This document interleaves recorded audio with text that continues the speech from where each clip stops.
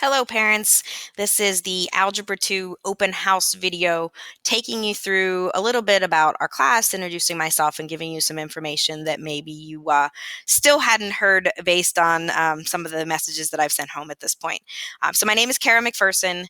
This is Algebra 2.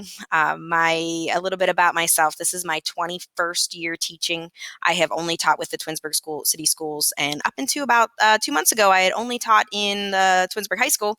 And now we've transitioned to RBC, which I will say at first was a little bit of a culture shock, but I think we're starting to get a little more comfortable in this building and starting to make it feel like our own. I do live in Twinsburg. I have two children that are in the Twinsburg district. I have a 6th grade daughter and an 8th grade son, and I'm starting to see more and more students that walk into my classroom that I know from outside of the teaching world. My son is very involved in sports, and I am his head coach for travel baseball, so I have a lot of people that I've seen on the baseball field. He also plays AC soccer. He plays basketball. My daughter has been in community theater. My daughter plays travel softball. So our worlds have kind of collided, which is a good thing. It's nice to be in this community and be part of it, and then also be teaching students in the community. So to tell you a little bit about this class, Algebra 2 is the last class that every student has to take to graduate high school for math. It is required that you take 4 math classes. However, the 4th class often is a choice based on the direction a student wants to go. But all students take Algebra 2. So it gives that last common class that everyone takes. It is a continuation of Algebra 1. I know some students are currently in geometry right now. Some students have just finished geometry. There's really no geometry in this course. It is really just the extension of Algebra 1 and continuing those topics. I know last year for those that were in algebra, I see my lights are going to go off because I'm all by myself in this room. See if I can get them to come back on. There we go. They turn off every couple minutes.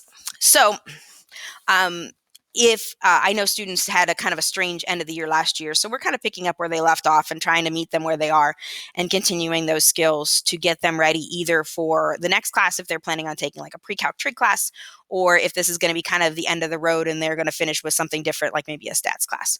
So that is our Algebra 2 course. I am very involved as far as contact with all of you.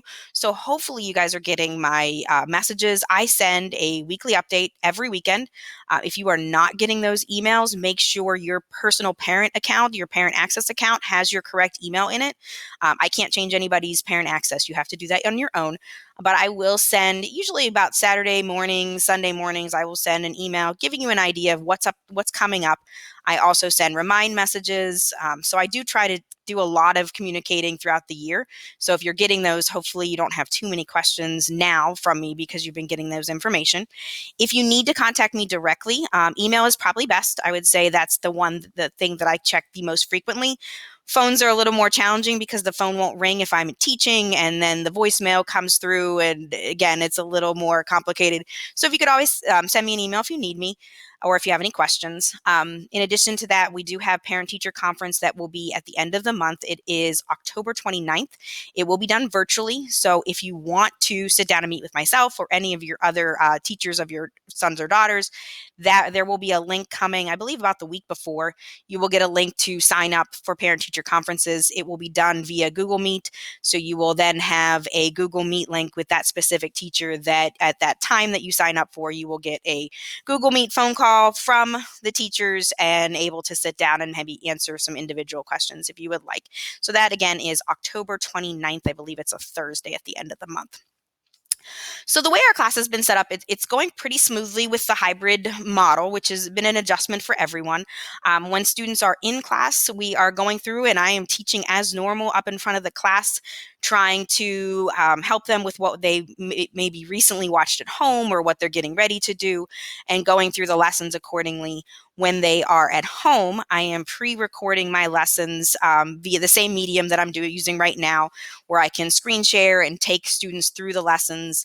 And I'm able to put those into YouTube videos and then assign them through our Delta Math account that we use. So a student will have that video from me and then have some problem sets that go with it. Sometimes I'll do one longer video at the beginning. And when I say longer, I'm still not talking very long. I like to keep my videos pretty short. And then the problem sets. And then some lessons I'll shorten up and maybe do like a 5-minute video and then a couple problems, and then another 5-minute video and a few problems to make sure that students are on pace. As far as assessments and homework and what I'm doing, each lesson does have a homework assignment associated with it.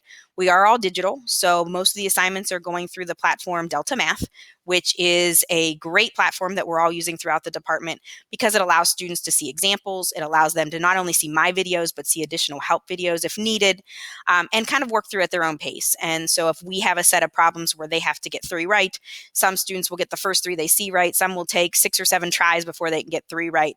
And again, it's making sure students are comfortable with the material and not kind of overdoing it and assigning more than needs to be done. The homework percentage will be 30% of their grade will be made up from that material. And then for tests and quizzes, what the other Algebra 2 teachers and myself decided was we did not want to do large tests this year. It just doesn't seem like a good environment. The year is stressful enough. So instead, we're doing quizzes after a couple topics. So what will happen is the students will go through and do 2 or 3 topics, both some at home and some with us. And then when they come in, we will review those topics. I usually do about a 30-minute review. We have lunch after 30 minutes in this class. So spending that first 30 minutes reviewing material has been perfect before we eat lunch. And then following that, they've been taking their quizzes using the Chromebook on the Delta Math site, the same site they're used to. And those quizzes are relatively short. I'm trying to design all the quizzes so they can be done in 30 to 40 minutes and will be put in as 70% of their grade. So that is kind of what we're going through. I'm also using other sites. There's a site called Quizzes, which is kind of like if you've ever seen like a Kahoot, like a really quick quiz game environment. I have been creating quizzes games that students can do either right before or right after a quiz to help them to review or to help their grade that I'm also putting in as a quiz grade. And the nice thing about those games is they can take the quizzes as many times as it takes until they get a full credit perfect score. So that's kind of how that is laid out. The expectation as far as attendance, when a student is remote, when they are at home, the expectation is during our class period. So our class period starts at 11:30 and goes to 1:30. There is a half an hour in there that we eat lunch. During that class period, the student has logged on and started the work. I can see exactly when they log on. I can see how much work they've done, if they've watched the entire videos, if they've watched a little bit of videos and started the problem sets. At that point, something has to be done during that 2 hours for them to be counted as present. As far as the work will need to be completed by the next class in order to get full credit for the work. But I need to see something done during that 2 hours or else they are marked absent for the day because nothing happened throughout the class period. So I usually look towards the end of class to see, are people on? I've been sending some reminders home saying, hey, I haven't seen anything from you in the last hour.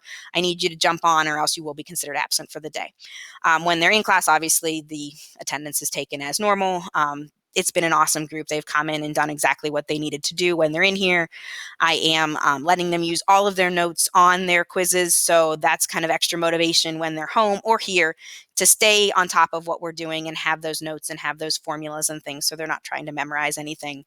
I've been showing them how to use the graphing calculator, which most of them have. I'm also showing them how to use calculators contained on the Delta Math site so that they have that one embedded in there that helps them as well. I think that is everything that I needed to say. Again, if you have questions, send me an email. If you would like to have a conference, sign up. October 29th is conference date, and you'll get an information and a link to sign up for that if you would like. And then in the meantime, just look for my weekly emails and let me know if there's anything I can do to help. Have a great night.